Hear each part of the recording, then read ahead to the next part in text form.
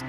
Sang-ayon sa iyong kagandahang loob, mga sala ko'y iyong linisin, ayon din sa pag-ibig mo sa akin.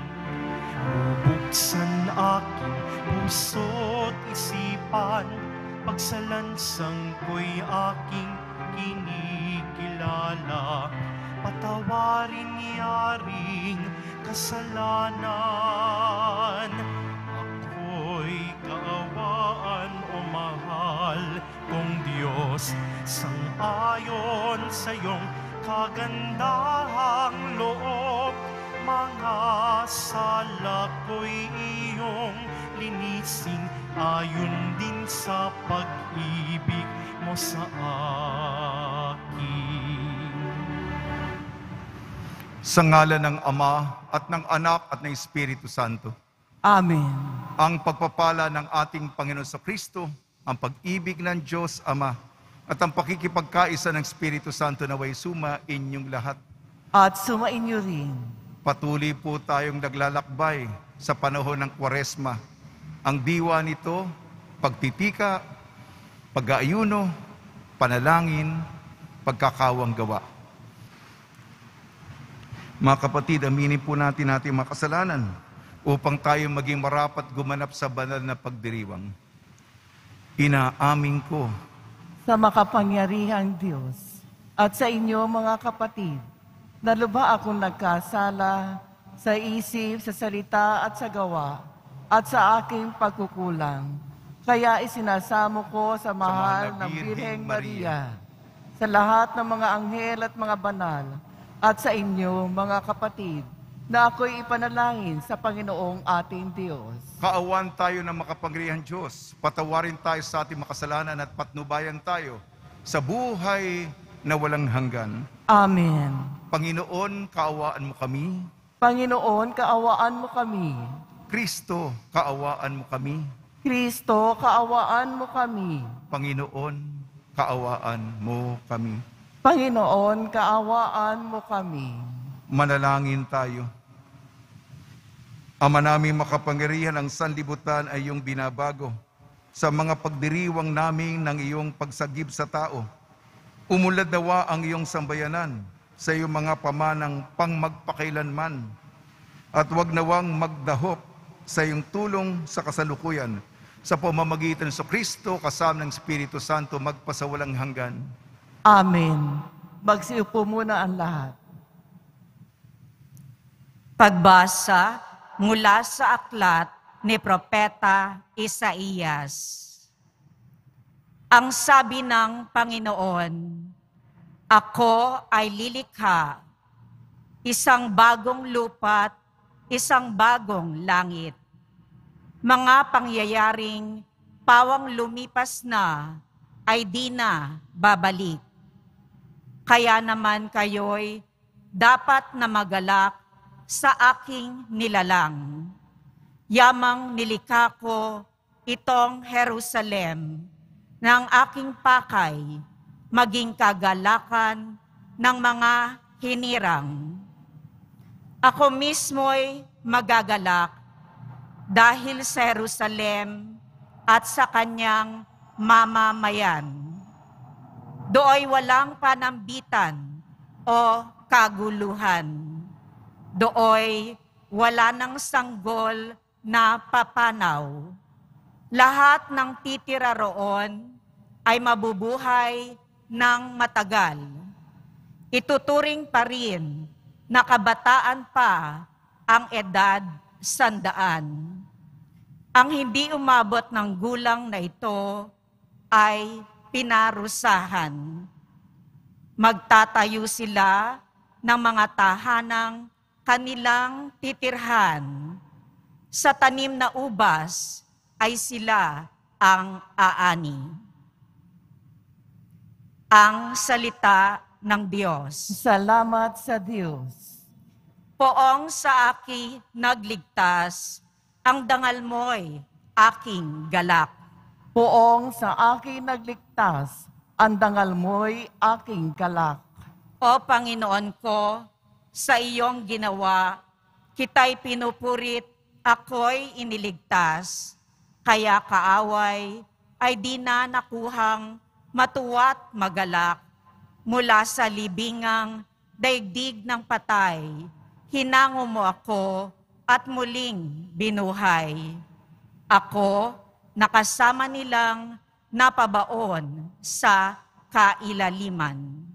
Poong sa akin nagligtas, ang dangal mo'y aking galak. Purihin ang poon, siya ay awitan ng lahat ng tapat na mga hinirang. Iyong gunitain ang mga ginawa ng Diyos na banal. Ang kanyang ginawa ay alalahanin at pasalamatan. Hindi nagtatagal yaong kanyang galit at ang kabutihan niya'y walang wakas. Ang abang may hapis at tigmak sa luha sa buong magdamag. Sa bukang liwayway ay wala ng lungkot, kapalit ay galak. Poong sa akin nagligtas, ang dangal mo'y aking galak. Kaya't ako'y dinggin, ikaw ay mahabag sa akin. O poon, ako ay pakinggan. Mahabag ka, poon, ako ay dinggin mo at iyong tulungan. Nadama ko'y galak ng iyong hubarin ang aking panluksa. Sa pasasalamat sa iyo, o poon, ay di magsasawa. Poong sa akin nagligtas, ang dangal mo'y aking galak.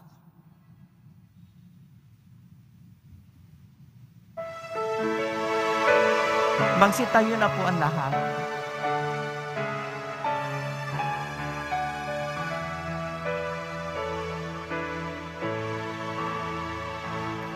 Nagpupuri kami sa iyo, Panginoong Jesucristo. Nagpupuri kami sa iyo, Panginoong Jesucristo.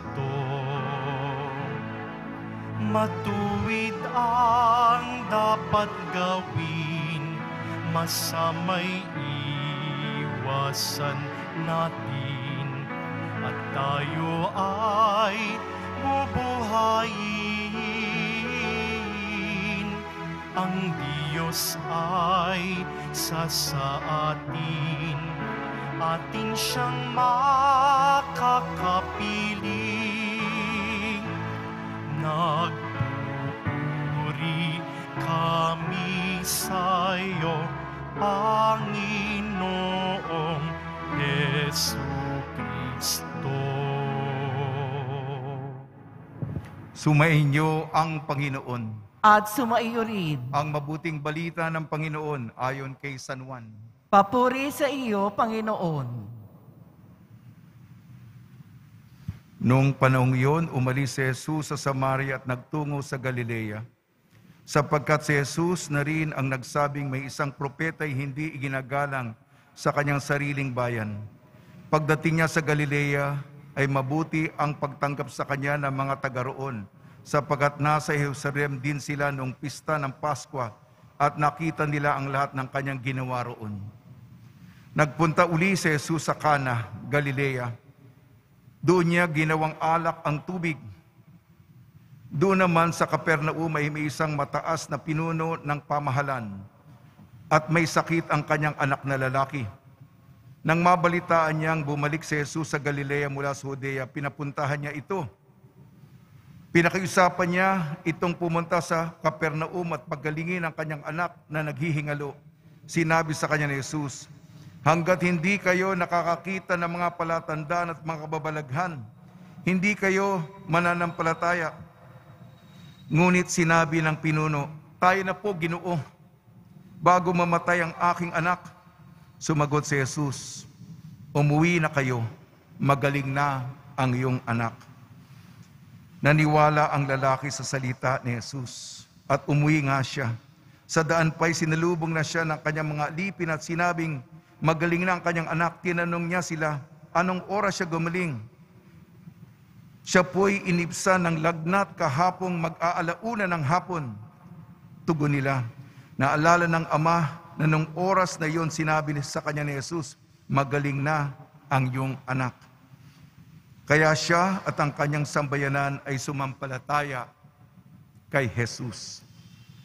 Itong pangalawang kababalaghang ginawa ni Jesus sa Galilea, pagpunta niya roon, buhat sa Judea. Ang mabuting balita ng Panginoon. Pinupuri ka namin, Panginoong Heso Kristo. Magsiupo muna tayong lahat. Binabati po namin kayo sa pagpapala, pagbibindisyon, pagbibiyaya, pagkakalob ng napakaraming grasya mula sa ating butihing Panginoong Heso Kristo. Pagnilayan po natin ang salita ng Diyos, naglalakbay pa rin tayo sa kapanahunan ng Kwaresma. Sa ating unang pagbasa, sapagkat ang buhay natin dito ay komplikado, magulo, maraming problema, maraming suliranin. May sanggol o bata namamatay ng maaga. Punong-puno ng pangako ang buhay, kaya lang nabawian ang buhay. Meron namang may edad na tao,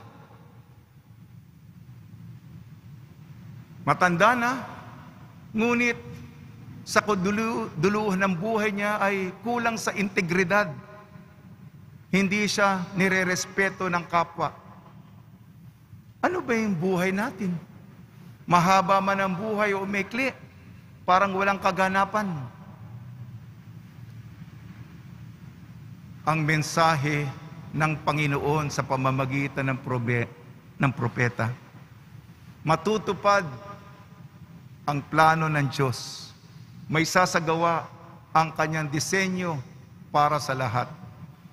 Mawawala ang ating problema, maibsan ang ating suliranin, magkakaroon ng katuparan ng lahat, kaganapan ng lahat. Dito po tayo kumakapit sa salita ng Diyos. Ang paggaganap, maggagampanan, magkakatotoo, magkakarealidad ang lahat. Sa ating ebanghelyo ayon kay San Juan. Pamilyar po tayo sa unang kababalaghan kay San Juan, no? Sa kasal sa Cana, sa intersesyon ng mahal na Birheng Maria, may kasalan doon, kulang naubusan ng alak. At ang unang milagro ni Jesus, ang tubig na nasa banga, ginawa niyang sarap na alak. Unang milagro. Hindi tayo gaano pamilyar sa ito yung ebanghelyo natin sa pangalawang kababalaghan niya. Ang senyal niya, yan ang tawag ni palatandaan, tawag ni San Juan. Hindi niya ginagamit yung milagro o himala, kung hindi yung palatandaan ng Panginoon. Ano ito? May isang regal na pinuno, mataas na opisyal, ang kanyang panganay na lalaki na anak. Malubhang-malubha ang sakit, nasa halos malapit na sa bingit na ng kamatayan. Kaya lumapit siya kay Jesus. Si Jesus naman, kayo naman, lagi kayong humihingi ng palatandaan upang maniwala. Ginoo, maaari bang pumunta kayo sa amin? Malapit nang mamatay ang aking anak. Nakikiusap siya, umaapila. Sinabi, ito pong milagro na ito, ay milagrong pangmalayuan, long distance. Ika nga noon, merong long distance call. Ika nga sa basketball, ito yung 3-point shot.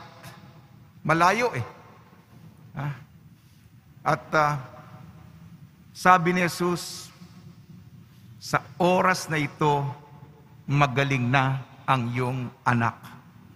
At naniwala itong opisyal na ito. Sa isang salita mo lamang, gagaling na ang aking anak na nasa bingit ng kamatayan. At itong pauwi na siya, palakad na siya.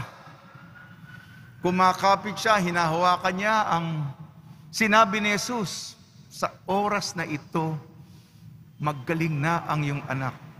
Sa pagkatapos ng paglalakbay, sinalubong siya ng kanyang mga alipin. Maestro, magaling na ang iyong anak. Anong oras siya gumaling? 1:00 ng hapon. Naalala ng opisyal na ito.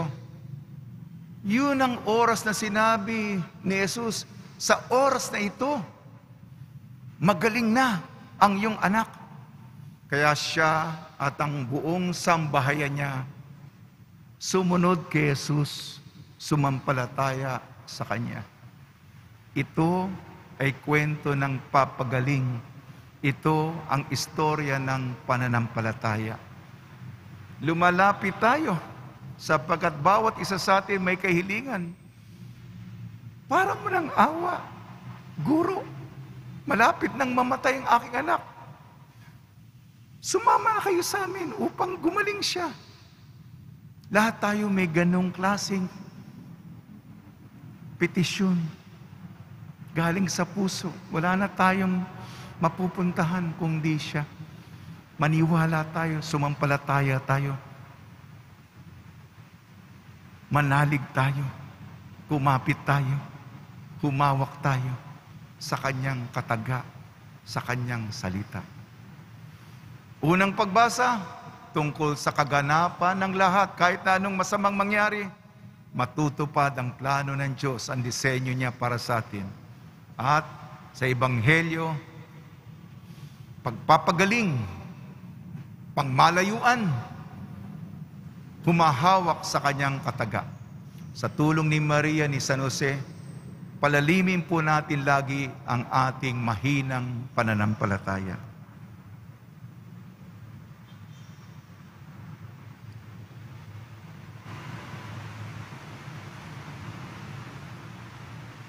Magsitayo na po ang lahat. Minamahal ko mga kapatid, dahil sa pagtitiwalang tutugunin ng Diyos Ama ng buong kalugod-lugod ang ating mga kahilingan, kung tayo ay mananalangin sa Kanya na may pananampalataya. Tugon po natin, Ama, pagalingin mo kami sa pamamagitan ni Jesus. Ama, pagalingin mo kami sa pamamagitan ni Jesus. Ang simbahan sa buong mundo naway maging isang simbolo ng mapagpagaling na gawain ni Kristo sa pamamagitan ng Kanyang pagkalinga sa mga may karamdaman. Manalangin tayo. Ama, pagalingin mo kami sa pamamagitan ni Jesus. Ang mga doktor, nurse at iba pang nangangalaga sa mga may sakit, naway magpakita ng habag at kabutihan ni Jesus sa pagkalinga sa pinakamaliliit ng lipunan. Manalangin tayo. Ama, pagalingin mo kami sa pamamagitan ni Jesus. Itong Kwaresma, naway maging panahon ng paghilom at pagkakasundo para sa mga pamilya at pamayanan. Manalangin tayo. Ama, pagalingin mo kami sa pamamagitan ni Jesus.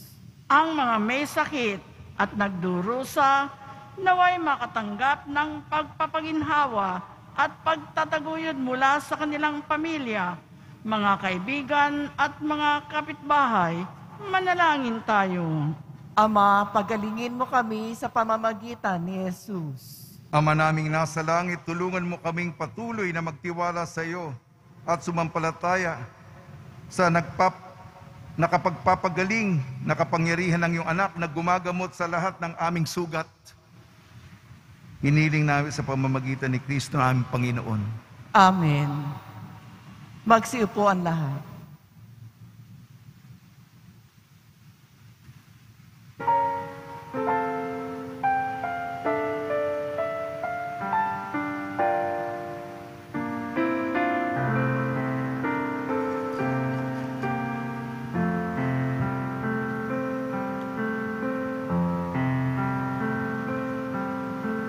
Sa'yo, Ama, aming handog, ang tinapay at alak na ito, handog ng iyong bayang sumasamo, humihingi ng patawad mo.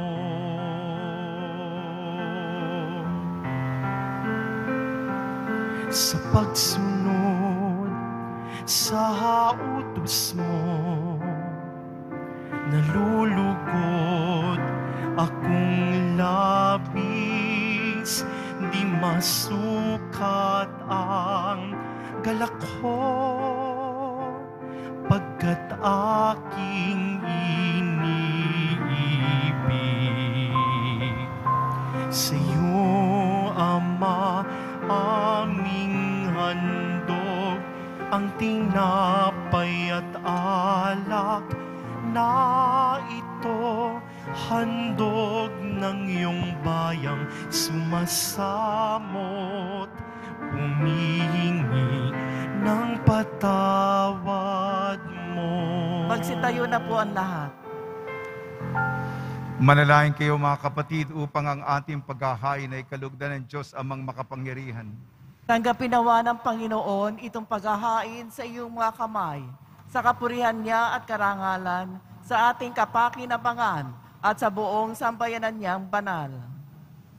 Ama namin lumikha, sa paghahain namin sa iyo kami naway mapakinabangan, upang ang pagkadalisay ng aming pamumuhay sa sanlibutan, kami magkaroon ng pagbabago para sa buhay sa kalangitan.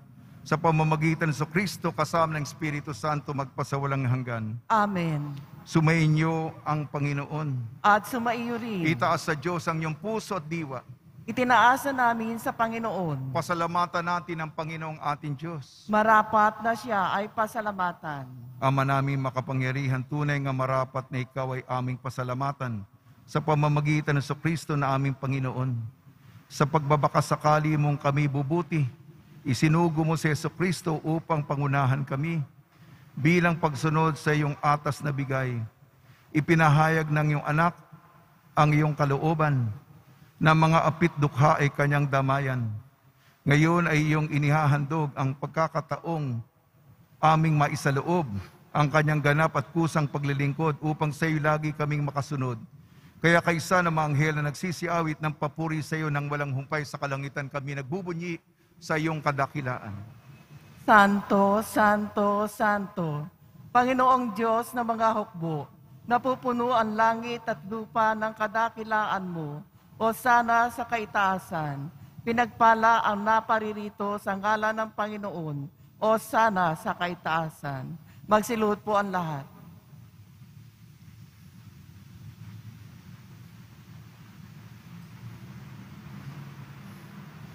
Ama naming banal, ikaw ang bukal ng tanang kabanalan. Kaya sa pamamagitan ng Espiritu, gawin mong banal ang mga kaloob na ito, upang para sa amin maging katawan at dugo ng aming Panginoong Jesucristo. Bago niya pinagtiis ang kusang loob na maging handog, hinawakan niya ang tinapay, pinasalamatan kanya, pinaghati-hati niya yun, iniabot sa kanyang malagad at sinabi, tanggapin ninyong lahat ito at kanin, itong aking katawan ay hahandog para sa inyo.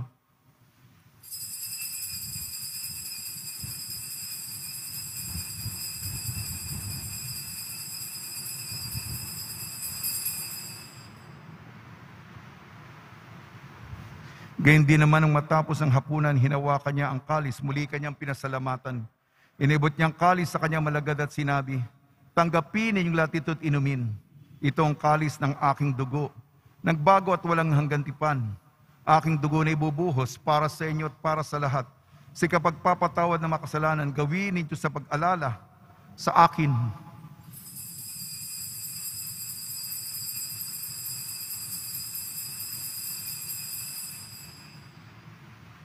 Magsitayo na po ang lahat. Ipagbunyi natin ang misteryo ng pananampalataya. Si Kristo'y namatay, si Kristo'y nabuhay, si Kristo'y babalik sa wakas ng panahon. Ama, ginagawa namin ngayon ang pag-alala sa pagkamatay at muling pagkabuhay ng iyong anak.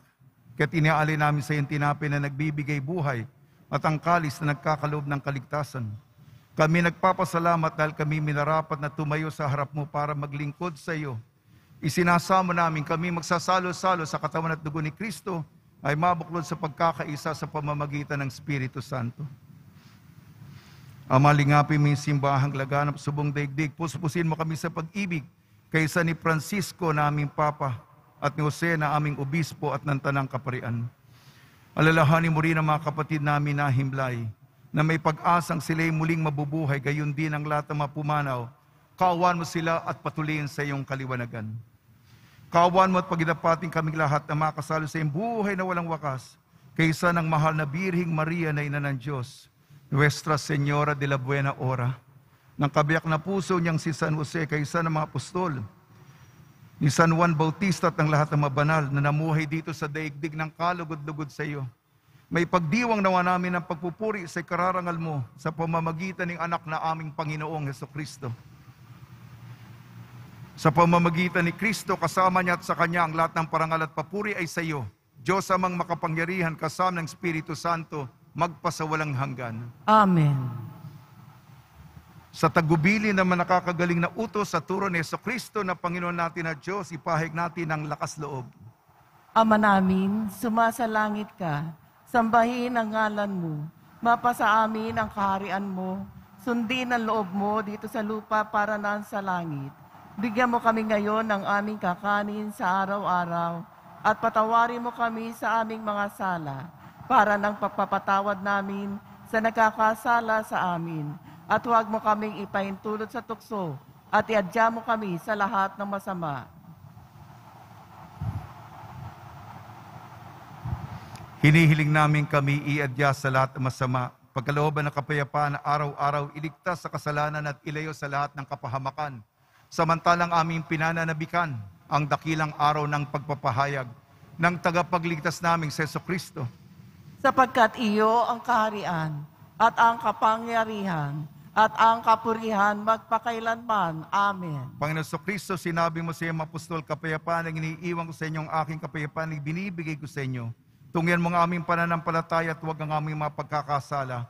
At pagkalooban mo kami ng kapayapaan at pagkakaisa-yung sa kalooban kasama ng Espiritu Santo magpasawalang hanggan. Amen. Mga kapatid, mga kaibigan, sumayin po ang kapayapaan ng ating Panginoon. At sumayo. Magbigayan po tayo ng kapayapaan sa isa't isa.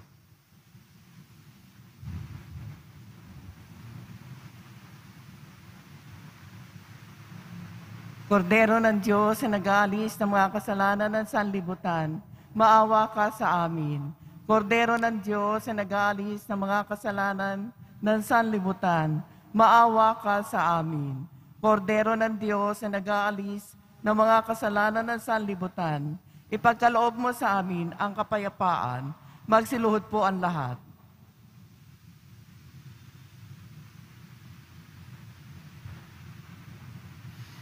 Ito ang kordero ng Diyos, ito nag-aalis ng kasalanan ng sanlibutan, mapalad na mainayayahan sa kanyang piging.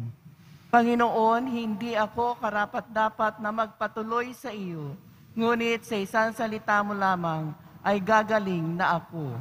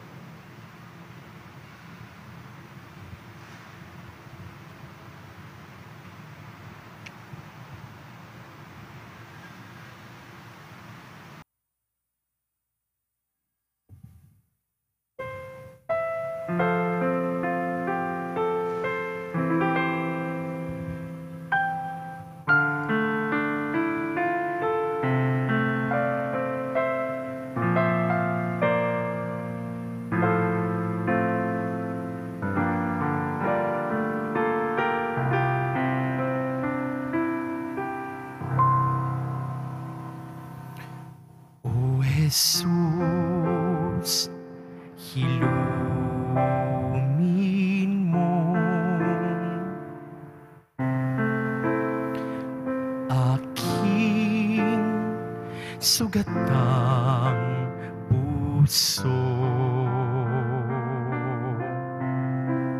ng aking mahango.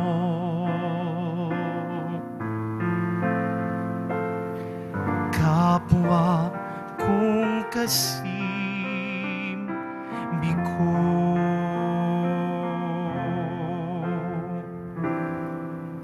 hapis at pait, iyong patamisin at takkan ang sakit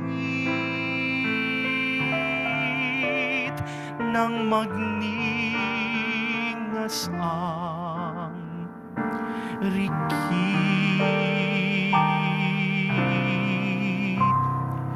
O Jesus, hilumin mo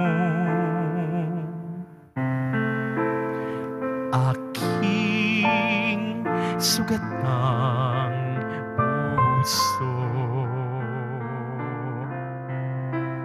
ng aking mahango. Kapwa kong kasimbi ko,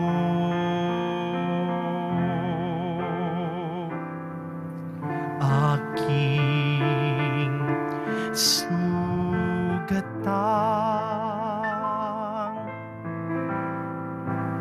diwa't katawan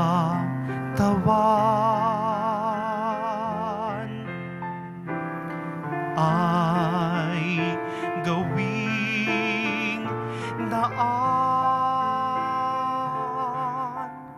ng iyong kaligtasan.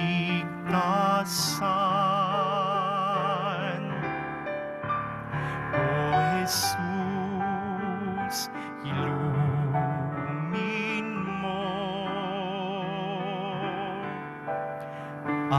aking sugatang puso ng aking mahango. Kapwa kong kasimbi ko,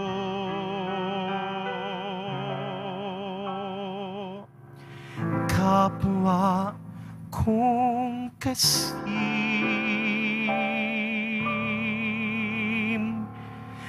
ko.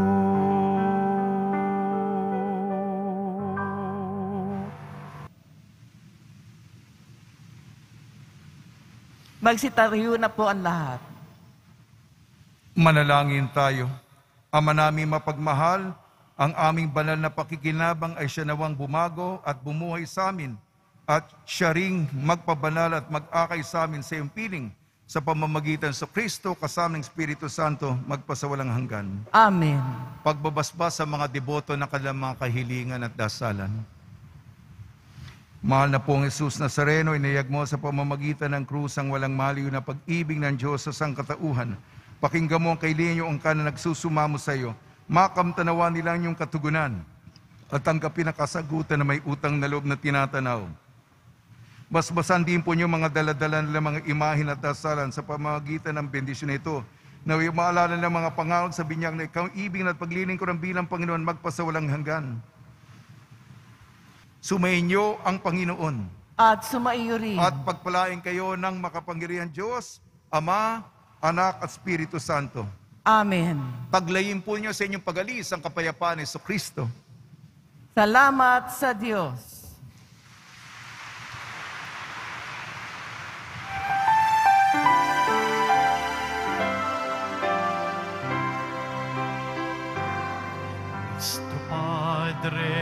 Jesus Nazareno, sinasamba ka namin, pinipintungo ka namin, aral mo ang aming buhay at kaligtasan, Nuestro Padre Jesus Nazareno, iligtas mo kami sa kasalanan. Ang krus mong kinamatayan ay sagisag ng aming kaligtasan. Nuestro Padre Jesus Nazareno, dinarangal ka na amin. Nuestro Padre Jesus Nazareno, nilulwalhati ka namin. Nuestro Padre Jesus Nazareno, dinarangal ka na amin. Nuestro Padre Jesus Nazareno, nilulwalhati ka namin.